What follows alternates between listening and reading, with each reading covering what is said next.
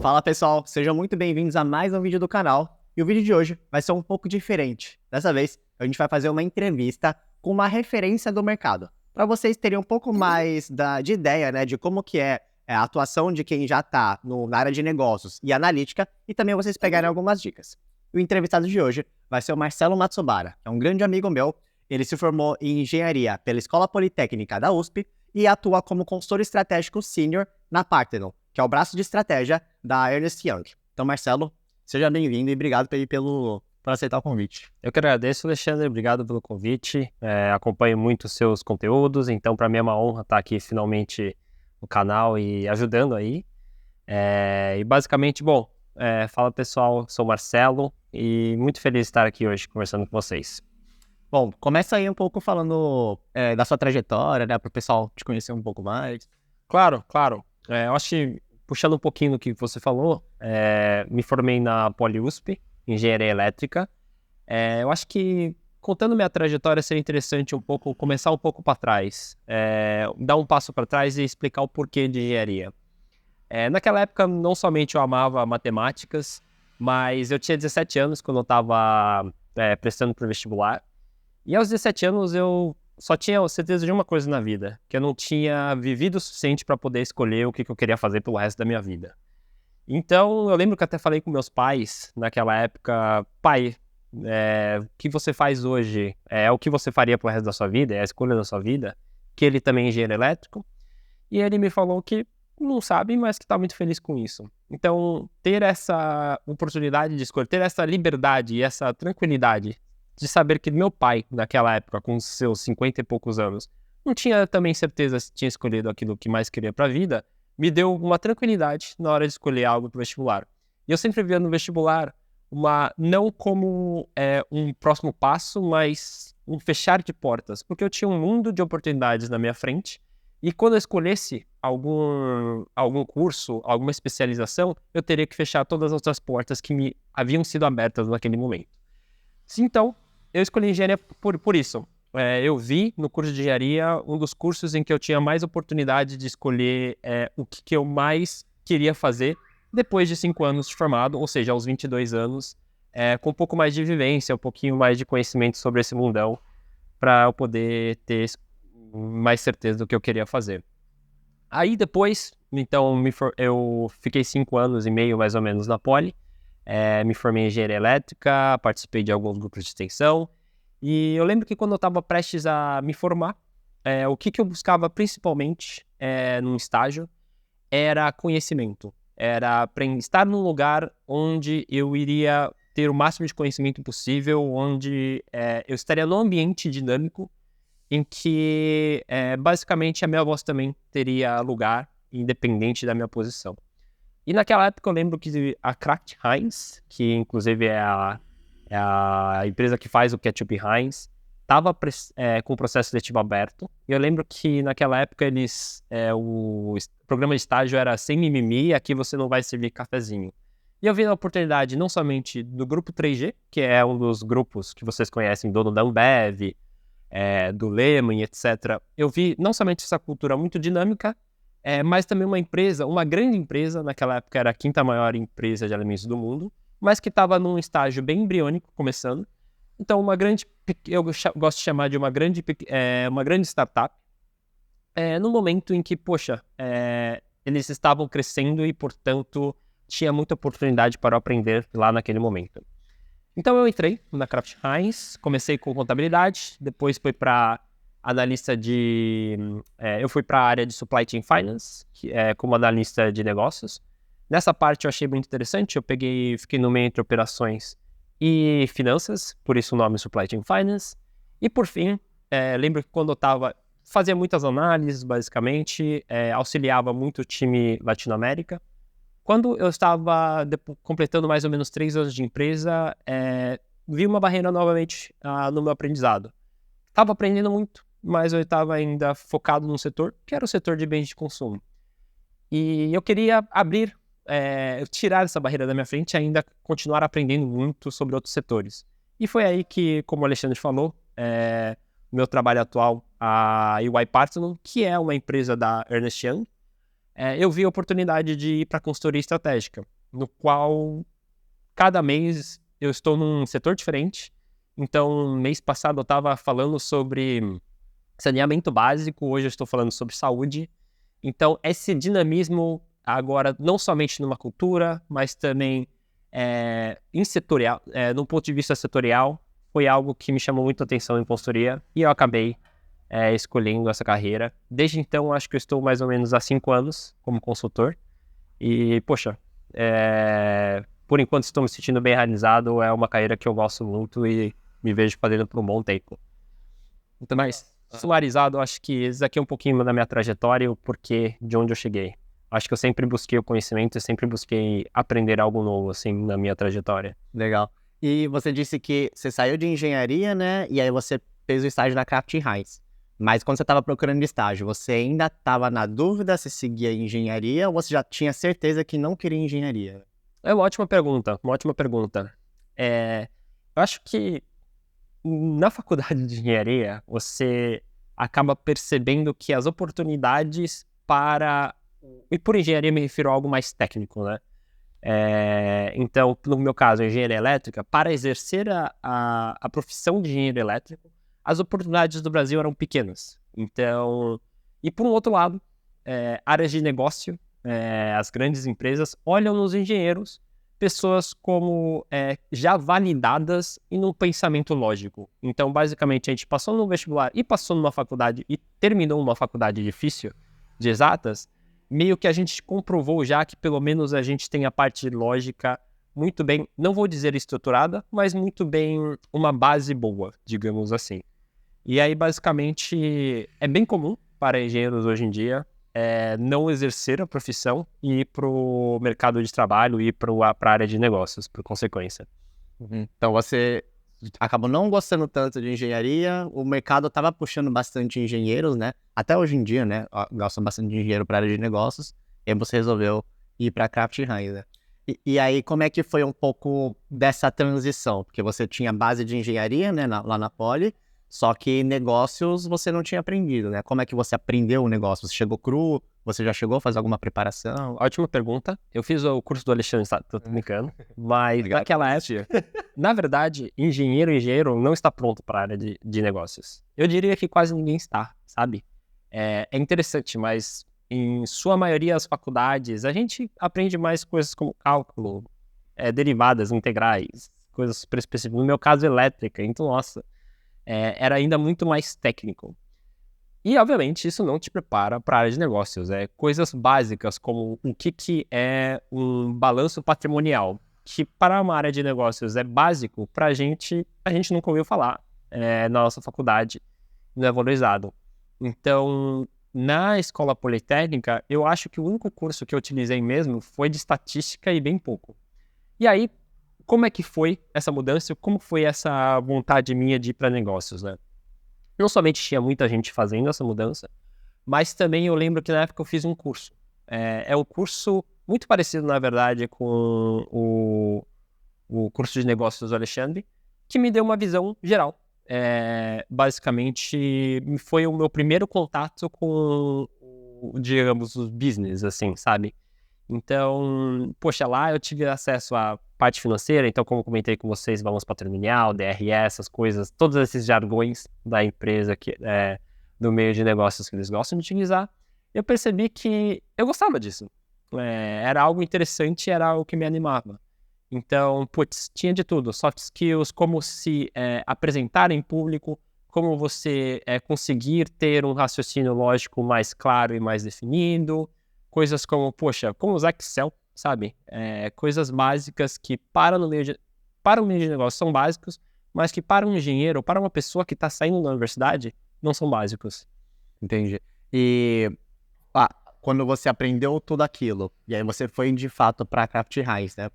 Qual que foi o choque de expectativa e realidade? Era o que você estava esperando? Você gostou mais, gostou menos? Como é que foi a experiência? E até um pouco das atividades que você fazia lá dentro. Ótima pergunta. Na verdade, o choque foi a ausência do choque, na verdade. Ter feito um curso logo depois que eu saí da minha faculdade, novamente, a minha faculdade é muito... como a maioria das faculdades, raramente existe uma faculdade em negócios, né? Então, saindo de algo técnico para algo totalmente de negócios, se não houvesse esse curso, eu tenho certeza que o meu susto seria enorme. Vou dar alguns exemplos. Vi muitos exemplos de pessoas que acabaram de sair da faculdade, não sabiam coisas básicas, coisas que para mim eram básicas por causa desse curso. Então, o choque foi não ter choque. Isso foi interessante. Eu estava mais acostumado do que eu imaginava. Coisas que eu vi no curso, eu vi sendo implementadas, e eu acho que isso foi um pouco gratificante para mim.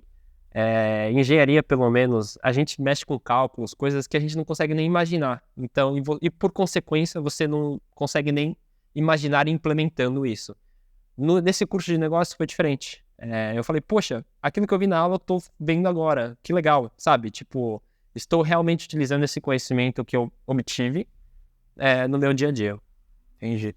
E aí depois você falou da Craft, né? Você foi para consultoria, e aí um pouco buscando esse dinamismo, né? Esses desafios diferentes. Teve alguma outra coisa que te motivou para ir para consultoria, né? E até como que foi o processo de preparação para consultoria? Até se você também puder explicar o que é a consultoria, né? Porque às vezes o pessoal não sabe o que faz um consultor. Boa. Deixa eu separar, então, a sua pergunta em duas partes. Primeiro, o porquê da minha mudança. Poxa, eu acho que percebi que eu precisava ter essa mudança, não somente no ponto de vista setorial, mas também, lembro hoje que até o meu gerente na época, ele falou assim, Marcelo, não sei se você gostaria de consultoria, eu pelo menos não gosto, porque gosto de estar na operação, eu gosto de planejar algo, analisar algo, implementar e ver os frutos de todo esse meu trabalho. E talvez você goste, talvez você não goste, mas se você for para consultoria, isso talvez não aconteça muito. Dependendo do tipo de consultoria, no meu caso, consultoria estratégica, você planeja, você faz todo o planejamento, a análise, toda a lógica por trás, e você manda para o cliente.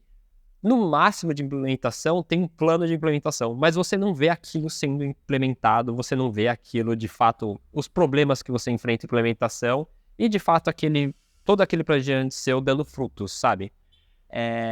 Eu percebi para mim que isso não era um diferencial, na verdade, pelo contrário. Eu gosto mesmo de estar, digamos, na parte inicial de ser o cérebro da operação e muito menos implementar isso. Então, acho que esse foi um dos grandes diferenciais também, não somente setorial. Resumindo, eu escrevi de uma forma bonita, mas eu gosto de fazer PPT Excel. Basicamente os planos e tudo que envolve isso. E acho que dividindo agora no segundo momento a sua outra pergunta, poxa, é bem difícil definir descrever o que é consultoria. Até meus pais hoje não sabem, mas basicamente eu vou roubar uma explicação de um amigo meu. Dani, desculpa, eu estou roubando essa explicação. Mas consultor, pelo menos consultor estratégico, consultor de negócio, é como se fosse um psicólogo de empresa. Como assim? Existem empresas que sabem, assim como psicólogo, existem empresas que vão saber o problema delas, tem empresas que não vão saber o problema delas, e você tem que lidar com essas duas pessoas. Mas o legal é que para tanto uma empresa que não sabe qual o problema que ela tem, ou ela acha que sabe, e uma empresa que sabe muito bem o problema, as ferramentas que a gente utiliza, ou melhor, a jornada de pensamento, a jornada lógica que a gente utiliza para conseguir estruturar melhor esses problemas e chegar numa solução para elas, são as mesmas. Então, onde que eu quero chegar? Assim como o psicólogo, ele tem toda a sua base, toda a sua teoria por trás, o que a gente chama de frameworks, que são basicamente modelos já pré-preparados que a gente utiliza para resolver essa resolução de problemas. Assim como o psicólogo já tem a sua teoria, onde utiliza Freud e tal, para resolver, entender primeiro os problemas das pessoas e depois ajudar na resolução, o consultor é a mesma coisa. Então imagina assim, eu acho que trazer um exemplo aqui, imagina que a empresa ela tem um problema operacional. Eu tenho 5 máquinas, elas não estão rodando 24 horas, eu quero que elas rodem 24 horas, e para isso preciso de mais pessoas, ou consigo manter as mesmas pessoas e fazer uma troca entre elas, basicamente rodar o turno, assim, tem pessoas demais, tal. Claro, isso envolve diversas análises, tal, etc., para você ter eficiência no máximo. Isso é um problema operacional. Às vezes a empresa nem sabe que ela tem esse problema. Antes ela simplesmente, eu não estou produzindo bem, o que está acontecendo? Aí a gente a gente utiliza esse framework e chega e fala, poxa, na verdade, essas 5 máquinas aqui que você está tendo problema. Então, existem diversos tipos de consultoria. Acabei de trazer um exemplo de uma consultoria que seria mais num ponto de vista de operações. A minha seria estratégica, que são perguntas mais, digamos, a gente gosta de dizer alto nível, que são perguntas do tipo, poxa, eu gosto de trazer um exemplo. Digamos que a Nestlé está querendo entrar no mercado de smartphone no Zimbábue. O que ela vai vir falar pra gente é, poxa, quero entrar no mercado de smartphone do Zimbábue. Faz sentido? Ou até melhor, pode ser até antes disso, ela nem sabe o que ela quer. Ela pergunta, estou perdendo receita, estou perdendo dinheiro, não estou lucrando. Por quê?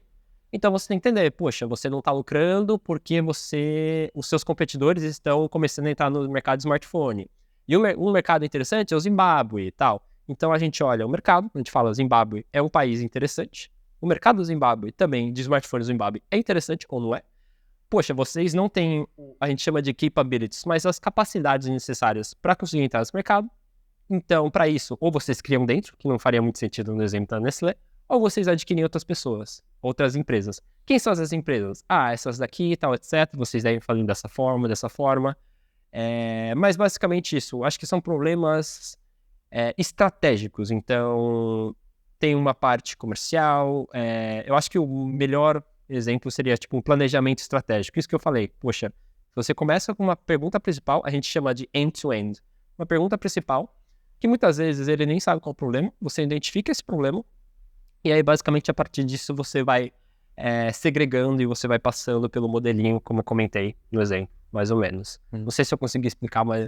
E uma coisa de consultoria que a gente sabe é que os processos seletivos de consultoria eles são muito difíceis, né? Então tem até uma pesquisa que saiu, que até falei em algum vídeo, se eu não me engano, que acho que se eu não me engano, das top 5 empresas que o processo seletivo é mais difícil, três dessas top 5 são consultorias estratégicas. Pra você a outra era Google, alguma coisa assim. Google talvez estava no meio, acho que talvez a top 1, a 2 e a 4 eram consultorias estratégicas, como o processo seletivo é mais difícil. Então exige uma preparação muito grande, né? Até porque a gente sabe que consultor estratégico resolve problemas muito complexos, né? E eu queria saber, então, como que foi esse processo de preparação para você, né? Primeiro pode falar como que é o processo de consultoria, né? Como foi para você o processo e como foi a preparação. Eu acho que eu vou até pegar esse gancho e explicar o porquê é difícil. Não é nenhum bicho de 7 cabeças, tá? O problema é que até o seu processo seletivo de consultoria, a sua vida inteira você foi feito para responder uma pergunta. Sempre existia a pergunta pronta e você tinha que buscar a resposta. Joãozinho tem 2 maçãs, Maria tem 2, juntos eles têm quanto? Aí você faz as contas, você aplica a fórmula e é isso. Então, o problema é de você sempre estar treinando para as provas normal, é que a gente já tem uma pergunta feita e a gente só precisa buscar a resposta. E no mundo de negócios não é assim, né? Na verdade, eu esqueci até quem falou, mas basicamente vale muito mais uma pergunta muito bem feita do que uma resposta bem feita. Então, o processo de consultoria estratégica, ele pega tudo que você aprendeu até então e ele coloca de ponta cabeça. Como assim? Eles valorizam muito mais como você chega na melhor pergunta e como você entende o problema para fazer a melhor pergunta do que necessariamente a resposta. Muitos cases de consultoria estratégica, a gente chama de cases porque a gente chama de case interview, que são entrevistas de case. Eles valorizam muito, assim, você nem tem uma resposta certa. O que mais importa é como você estruturou a sua linha de raciocínio para entender o problema, fazer as perguntas certas e, obviamente, depois fazer as análises. Então, eu acho que tem esse lado que dificulta muito e faz com que as pessoas seja considerado o processo de consultoria estratégica muito difícil. Porque é uma mudança de paradigma do que você até então aprendeu, de como é o mundo. E é como é o mundo de verdade, é sobre fazer perguntas. E aí agora contando um pouco pro meu lado, quando eu tive que estudar para processo de consultoria estratégica, é dividido mais ou menos em 3 partes, tá? A primeira e a terceira é a mais simples. A primeira é uma provinha de lógica. Imagina que é uma provinha, chama GMAT, mas é uma provinha... É uma provinha de matemática, uma provinha lógica, que as universidades americanas utilizam. E aí a terceira etapa é entrevista normal, basicamente entrevista de fit cultural, principais perguntas que os consultores e sócios fazem para você. Eu deixei o segundo por um motivo principal, é onde o processo seletivo de consultoria mais se destaca, tá? São as case interviews. As case interviews você tem que treinar, não é basicamente você entender uma teoria. Claro que tem sim uma teoria para te guiar, mas é treino. E esse foi o meu processo. Para eu prestar para os processos seletivos, eu fiquei treinando alguns meses, treinando case com as pessoas. Eu acho que eu gostaria de entrar um pouco mais na definição do que é case, porque ainda talvez meio nebuloso qual que é a ideia do case. Mas é simples, tem diversos tipos, tá? Mas imagina que o case é sobre um problema real de negócio. Muitas vezes o consultor vai trazer um problema que ele enfrentou. Então, por exemplo, digamos esse problema da Nestlé. É um case em si, sabe? Você falar assim... muitas vezes o entrevistador vai falar assim, a Nestlé está perdendo dinheiro. Entende por quê? Se você pensar, isso não tem nada a ver com o que você estudou no vestibular. Na verdade, o problema de vestibular ia ser assim, a Nestlé está perdendo dinheiro por causa de A, B, C, tal, etc. Sabendo nisso, calcule qual que vai ser o lucro da Nestlé. E aí, basicamente, você tem que estruturar o enunciado. Você tem que estruturar a pergunta para depois respondê-la. E aí você utiliza o que a gente chama de frameworks, que você, digamos assim, que são modelos mais ou menos setados em que você consegue utilizar como base para você conseguir fazer suas análises e chegar mais fácil ao problema. Então, vou fazer coisa bem rápida, mas imagina, Nestlé tem um problema. O problema é o quê? Financeiro? Sim, ela está perdendo dinheiro. Está perdendo dinheiro aonde? Na receita ou no lucro? Ela está perdendo no lucro. Aí você abre assim e você fala, poxa, ok, então é no lucro. O lucro pode ser um problema de receita e um problema de custo. Qual que é desses dois? Os custos estão bem quando comparados nos últimos anos, ela está caindo em receita, por isso que o lucro está caindo. Poxa, beleza. Então, se a receita está caindo, vamos entender se é um problema da Nestlé em si, do mercado da Nestlé, se é um problema dos países que a Nestlé está. Não, o país que, digamos, é um problema no Brasil. O Brasil, como o país, está bem. Não está acontecendo nenhum quesito macroeconômico que esteja levando a essa queda. Então vamos olhar os concorrentes. Os concorrentes estão bem. Poxa, se os concorrentes estão bem, então quer dizer que a Nestlé está fazendo algo que eles não estão fazendo, ou ela está fazendo algo errado que eles não estão fazendo. Então, poxa, vamos ver um pouquinho melhor a Nestlé. E aí você vai segregando até achar a raiz do problema. E aí depois, basicamente, você faz toda a solução dele e etc. Eu acho que tem esse exemplo, de que é um case real que os consultores enfrentam no seu dia a dia. E você tem um outro case que a gente chama de back of the envelope, que basicamente são cases de estimativa. Eu acho que ficou bem famoso. É aquele tipo de case, quantas bolinhas de golfe você consegue colocar num avião 747? Não faço ideia. E, pra ser sincero, o entrevistador também não faz ideia. Mas o mais importante do que você chegar na resposta certa é você estruturar, basicamente, a sua análise e, mais importante, você comunicar isso de forma estruturada e de forma lógica. Então, poxa, um 747, ele é parecido com... Ele deve ter essas dimensões. Deixa eu imaginar. Eu vou falar aqui, chutando aqui, tá? Mas ele é igual a 70 caminhões. 70 caminhões, eu imagino que é desse tamanho, tal, etc. Então, se eu descobrir quanto cabe num caminhão, que é muito mais fácil, eu multiplico por 70, eu sei quanto cabe no 747. A bolinha de golfe, eu acho que tem essa dimensão, tal. Então, você vai fazendo essas estruturações, e aí a gente utiliza um framework que a gente gosta de falar, que é uma árvore de problemas. E aí, com essa árvore, fica mais fácil, mais visual de você ver. E você comunicar também. E aí, o entrevistador, quando ele olha, por exemplo, essa árvore de problemas, ele fala assim, poxa, você não precisa nem me explicar, porque eu vejo aqui de uma forma tão visual que está claro e está lógico como você chegou nessa resposta. Pode estar até errada a resposta, mas o pensamento para ela faz sentido. Isso é o que mais importa no final. Então, entrevistas de case, elas são um pouquinho pegadas por causa disso. São coisas totalmente diferentes. Eu acho que o Alexandre mesmo já me passou um case, inclusive, quando eu estava treinando, que era sobre o dinossauro, né? Que era um zoológico, ele tinha um problema... Ele estava pensando, obviamente, case hipotético. Zoológico estava querendo adquirir um dinossauro. Foi encontrado um dinossauro, assim, ainda vivo, é o único ainda vivo, e eles querem comprar. Quanto que custaria o dinossauro e se é uma boa ideia? Não faço ideia, mas o legal é que quando você coloca o framework e você tem uma visão de negócio, até problemas como esse você consegue resolver e chegar numa resposta que não necessariamente é a mais certa, mas que com certeza ela é bem estruturada e tem um embasamento com dados, com análises por trás. Uhum. Até se vocês verem no canal, né, não sei se alguém já viu alguns vídeos que eu já fiz de resolução de case, é bem o que o Marcelo falou, de você pegar, montar árvore de problemas, estruturar o problema, né, para mostrar a sua linha de raciocínio, que é o que o entrevistador está mais interessado em saber.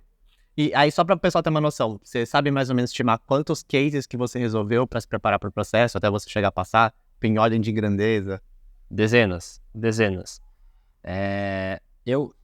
Tem uma regra, assim, um rule of thumb, que a gente sempre utiliza, você tem que resolver, acho que por volta de 100 cases para ficar preparado. Tem que ser natural, gente. E mais importante, você tem que estar confortável com isso. Então, é prática. Case não é uma corrida de 100 metros, é uma maratona. E precisa de constância. Então, foram bastante. Algumas dezenas aí, sem dúvida. Uhum. Então, para construir estratégica é mais difícil o case, né? Às vezes você vai fazer um case para uma outra indústria, né? Pode ser um pouco mais fácil. Mas só para vocês terem uma ideia, que realmente precisa de preparação, né? Tem muita gente até que pede para mim dica de resolução de case, né? E muita gente que nunca resolveu case na vida, que vai me perguntar.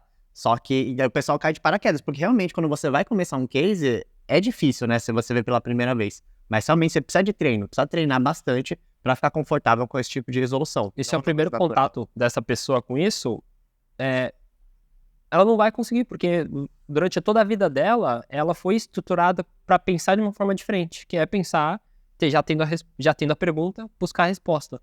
Quando você pede para uma pessoa fazer uma pergunta, qual que é a melhor pergunta? Muitas pessoas assustam, porque não é assim que a gente é criado para pensar, sabe? Não é a forma como a gente pensa. Mas é a forma que é mais valorizada e mais diferenciada hoje em dia nas organizações, sem dúvida. Pessoas que sabem fazer muito bem a pergunta. Uhum. Pode até ser que a pessoa tem um ou outro caso de uma pessoa que dê sorte, que passa de primeira, mas é muito raro. Tá? Eu não confiaria nisso daí para entrar no processo seletivo. E dentro da consultoria, então você conseguiu entrar. Conta aí pro pessoal um pouco como que é o seu dia a dia, até quando você entrou e a diferença do que é hoje, né? Que tipo de análise você faz? Poxa, que tipo de análise que eu faço? Acho que isso é muito legal do dinamismo da consultoria. Já fiz de tudo, assim. Cada mês é diferente, para ser sincero. Já participei de o que a gente chama de aquisições, de processo de aquisições de companhia. Então, duas companhias estavam... uma estava querendo adquirir outra, e aí a gente precisava auxiliar no planejamento disso, se fazia sentido ou não, como é que deveria ser feito. E aí, uma vez que eles deram um ok, poxa, gostei do planejamento de vocês, vamos seguir. Tá, como é que a gente junta? É fácil dizer, né? Vou juntar duas empresas, mas, poxa, imagina, você tem 2 data centers, você tem todas as pessoas, chutando aqui, empresa Nestlé e empresa Kraft Heinz. Tá, vai ser sob Nestlé, então o que você vai fazer com os funcionários da Kraft Heinz? Poxa, você tem todos as diferentes BUs, todos os diferentes países em que essas empresas estão. Nossos produtos, como é que a gente vai fazer? Canibalização, como é que a gente pensa na estratégia comercial? Problemas de RH, equiparação salarial, problemas de TI, como é que eu vou fazer toda a mudança desses dados, tal, etc. Computadores das pessoas, tal. É muito... E isso que eu não estou entrando ainda na parte legal. Mas o interessante é que esses projetos, dependendo de onde você está, você ou se especializa em cada uma dessas frentes, ou você olha de um projeto de uma forma geral. É bem famoso chamar de PMO, basicamente. Mas tem projetos assim,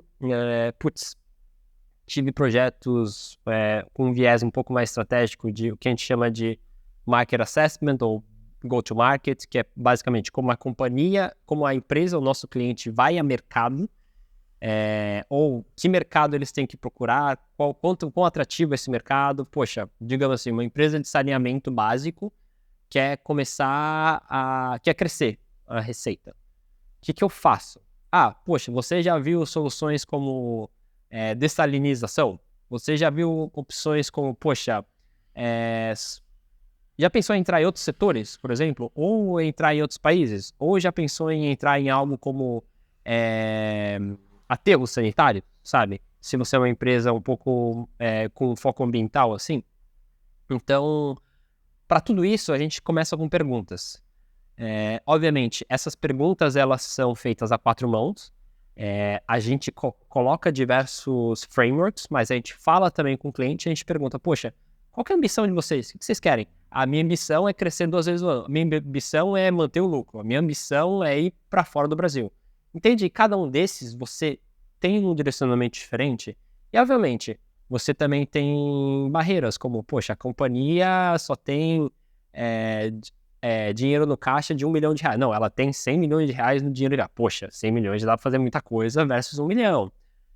Então, você tem que considerar todas essas características e todas as informações para você fazer o que a gente chama de um storyline, que é basicamente, você começa com uma pergunta principal. Então, por exemplo, digamos nesse exemplo de saneamento, eles são 100% saneamento, e aí a minha hipótese, que eu traço a partir dessas informações poxa, digamos assim, eles têm pouco dinheiro, então não dá para ir muito para fora, em outros países, mas também eles querem crescer numa velocidade não muito grande. Então, talvez soluções pequenas, como, por exemplo, dessalinização, mas de forma modular e compacta, pode ser uma solução. Então, eu crio uma hipótese e falo, dessalinização, a solução de dessalinização é a melhor solução para eles. Pode estar errado, pode estar certo? Putz, não importa, porque aí eu vou criar todas umas perguntas para validar essa hipótese. E mesmo que ela seja falsa, primeiro, eu já sei que não faz sentido para ela essa opção, e ao mesmo tempo, todas essas análises que eu fizer, que eu vou olhar o mercado, vou pesquisar, vou olhar basicamente o tamanho desse mercado, calcular quanto que ele vale, todo esse processo em que essas análises que eu faço para entender e responder essa única pergunta, querendo ou não, eu vou descobrir outras opções, a gente chama de opções estratégicas que eles podem seguir. Então, eu vou estar estudando sobre o mercado de dessalinização, para isso eu vou olhar os competidores deles. Por consequência, quando eu olhar o competidor, eu vou olhar que o competidor ele faz dessalinização também, mas ele também oferece opção de aterro, ou, por exemplo, reciclagem. E é um negócio que está dando muito dinheiro. Então, por exemplo, à medida que eu vou desprovando a minha hipótese, falando dessalinização não é muito boa, já vi que o competidor faz reciclagem, então eu vou criando outra hipótese. Então, é sobre isso, é validação de hipóteses. Pode parecer estranho e ineficiente, mas é bom porque você sempre tem muito bem setado o caminho. Então, você sabe o que você está fazendo. Eu, antes de consultoria, eu não tinha isso muito claro. Lembro muito bem que no meu primeiro dia, assim, eu estava fazendo uma análise e aí depois, quando terminei essa análise, eu fiz um slide, né? Para mostrar essa análise e tal. A primeira pergunta que me fizeram é: por que esse slide existe? Falei, não faço ideia. Para mostrar minha análise. Tá, mas por que ele existe? Para provar o quê? Para comprovar que hipótese? Não faço ideia. Eu fiz aqui só para ter uma ideia do mercado. Entende que a história é totalmente contrária? Se eu dissesse assim, olha, eu queria provar se o mercado de dessalinização é um mercado interessante, é um mercado potencial ou não. Para isso, uma das coisas que eu resolvi ver é o tamanho do mercado e qual que é o potencial dele. Então, entendi, mas espera, a gente está tentando provar essa outra hipótese, então esse slide não entra. Ou não, estamos provando essa hipótese, então faz sentido, a gente coloca aqui e tal. Então, também você se guiar e você entender do porquê você está fazendo algumas coisas. Antes de entrar em consultoria, eu não tinha muito essa mentalidade e, por consequência, não tinha um certo caminho lógico em que as minhas apresentações tinham. E, para mim, foi uma grande mudança de paradigma, assim. Se importar muito mais na pergunta que estou fazendo do que na resposta. Porque a resposta, se você fizer uma pergunta bem feita, a resposta ela vem de praxe, ela muitas vezes é sim ou não, e aí é mais fácil de validar com análises, assim. Então, pelo que você fala, até a gente pegando as atividades, as habilidades que você precisa é muito esse pensamento analítico, né? Saber fazer as perguntas certas, entender do negócio também, né? Saber abrir hipóteses e investigar os dados, né? Todas as análises que você vai fazendo e até comunicar os insights que você tem, né? Quando você apresentar, até você deu esse exemplo aí do slide que você mostrou, né? Que saber não só fazer análise bem, mas também saber comunicar ela e montar isso numa história. E da parte ferramental, assim, que você usa no seu dia a dia. Que tipos de ferramenta que você mais utiliza? Cara, Excel, PowerPoint, às vezes Power BI, levemente programação. Para o meu ambiente de consultoria não precisa muito mais do que isso, sabe? Obviamente, existem consultorias e consultorias. Tem outros tipos de consultorias que são mais focadas em TI.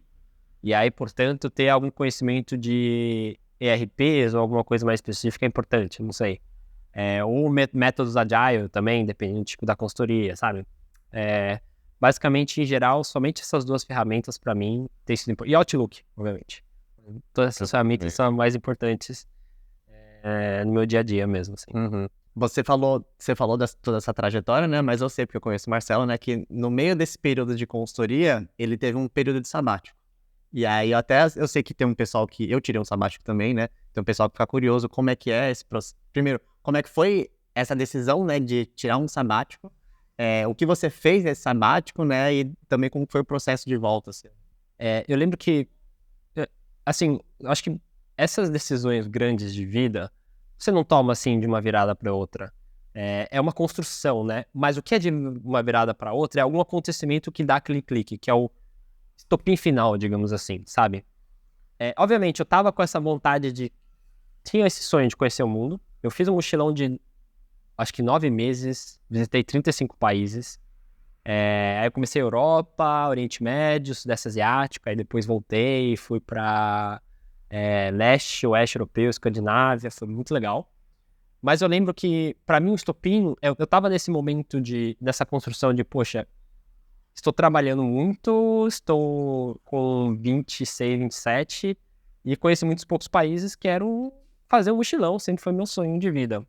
E um mochilão bem roots, assim, bem raiz, sabe? No sentido de, poxa, dormir no sofá de estranhos, eu fiz muito couchsurfing, dormir em hostels, pegar carona, essas coisas, conhecer o máximo de pessoas e culturas possível.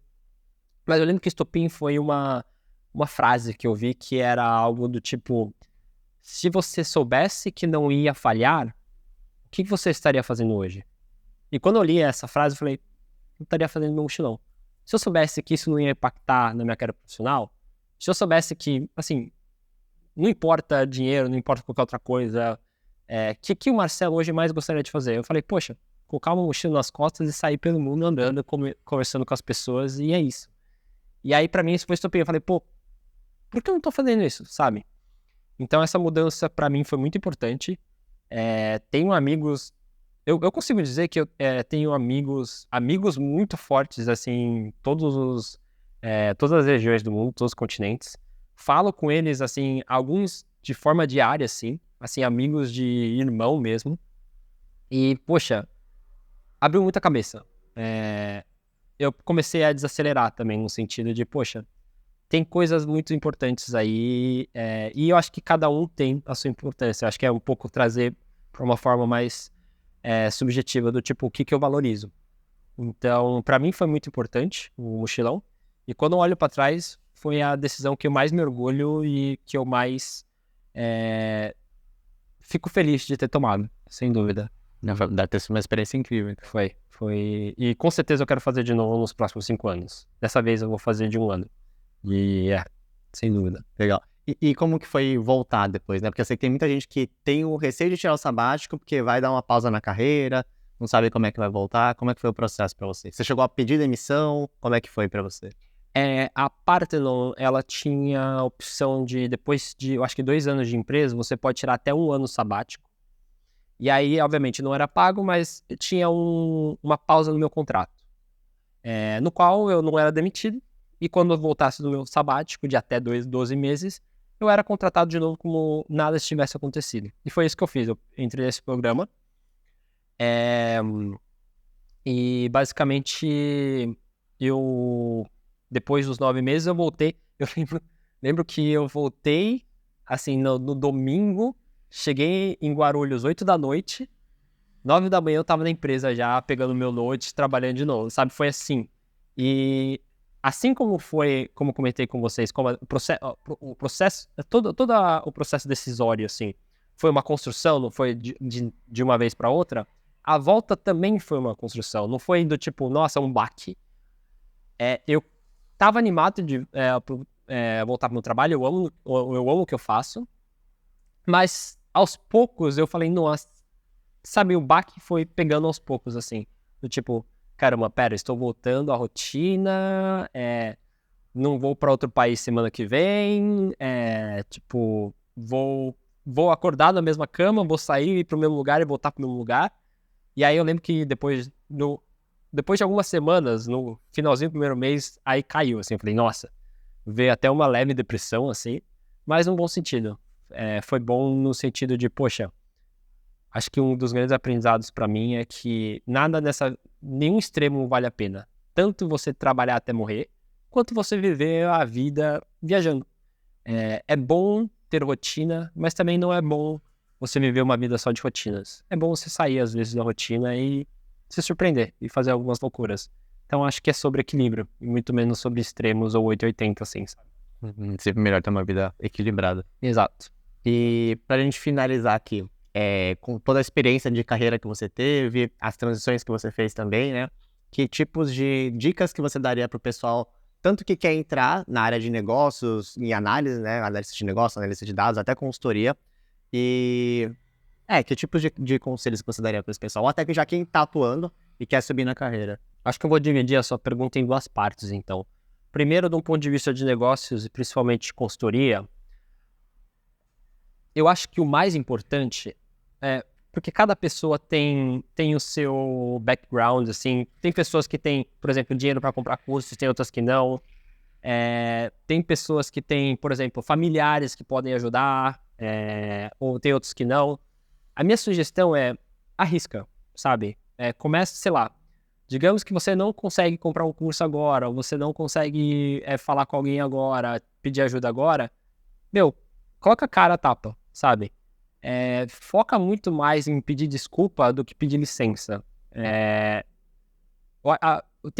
Inclusive, eu até recomendo vocês verem, tem um discurso de formandos da turma de Harvard, eu acho que de 2008, se não me engano, que foi a J.K. Rowling, que é a autora do Harry Potter, que discursou lá, né? E ela mandou 2 mensagens. Uma delas foi os benefícios de falhar, de errar. E ela comenta, poxa, falhar, pra mim, me ensinou mais do que qualquer currículo sequer já ensinou. Então, acho que essa é a primeira mensagem. Cara, falha. Entenda que a falha... não busque a falha, obviamente, mas entenda que a falha é um processo normal. Pego até uma frase dela, ninguém consegue viver sem falhar na vida, a não ser que você viva de forma tão cautelosamente que aí você falha por padrão, você falha por default, assim, sabe? Então acho que é isso. Poxa, a melhor forma de se aprender e aprender sobre negócios, testa, vai falhando, obviamente, também se baseie com teorias, olha os vídeos do Alexandre e vai se embasando para você, à medida que você falhou, você entender onde você falhou e você melhorar isso. Também falhar sem você entender, ter todo esse processo de desfragmentar o porquê dessa falha, também não faz sentido, você não melhora, né? Então, acho que essa é a primeira mensagem para pessoas que estão pensando em consultoria, no meio de negócios. E por falhar também, poxa, cara, faz case, começa a fazer case, vai errando e vai aprendendo com isso. E eu acho que outra mensagem para pessoas que estão começando, assim, que estão no ambiente de negócio como um todo, foi de algum desses textos do LinkedIn, sabe? Que ele falou algo do tipo... Era um cara de 50, 60 anos já, diretor da porra toda, assim, já. E ele falou algo do tipo, eu vejo hoje muitos analistas, muitas pessoas que estão começando, sempre olhando pra frente, sabe? Sempre falando... vejo o analista olhando esperando o momento que ele vire coordenador. Vejo o coordenador esperando o momento que ele vire gerente. E assim por diante. O problema disso são 2 principais, né? Eu acho que o primordial, de um ponto mais de vista filosófico, é que você nunca tá vivendo o momento, né? Você sempre tá vivendo o próximo passo. você nunca tá feliz com o que você tem. Para você é sempre o próximo passo, sempre o próximo. Então você sempre tá vivendo aquela sua versão futura melhor e não a sua versão atual. E isso é triste, né? Você não vive o presente, você não vive. Você vive uma versão que você gostaria que fosse sua. Mas também o mais importante disso é que você não aproveita. Você não aprende, você não absorve o que está acontecendo. Pessoas, por exemplo, gerentes, essas coisas, normalmente são mais velhas do que analistas, não somente porque só essas pessoas, tipo, para você ser gerente, você precisa ter uma certa idade. É porque essas pessoas tiveram experiência. E mais importante, essas pessoas passaram pelos erros, pelos aprendizados que hoje estamos passando, que hoje analistas estão passando. Então pensa muito mais sobre você fazer bem feito e você aproveitar o seu cargo atual e ver isso como uma oportunidade de aprendizado e a oportunidade de, tipo, estou construindo cada bloquinho da minha carreira, porque lá para frente, você ter construído esses bloquinhos de uma forma muito bem feita e, mais importante, na sua velocidade, todo mundo fica se comparando, falando, quero virar gerente antes dos 30, nossa, eu estou mais atrasado que as pessoas da minha classe e tal, etc. Pensa um pouco mais na sua trajetória e você sempre se melhorar e constrói muito bem essa sua pirâmide, porque quando você chegar num cargo de gerência, num cargo de gestão lá pra frente, você vai conseguir ensinar, você vai ter toda essa base muito bem construída e muito consolidada para, primeiro, obviamente, te auxiliar no seu dia a dia, nas coisas que você tiver a fazer, mas mais importante, para ensinar as pessoas, para liderar as pessoas que vão estar aprendendo essas mesmas bases. Então, se eu pudesse dar algum conselho assim, é sobre isso.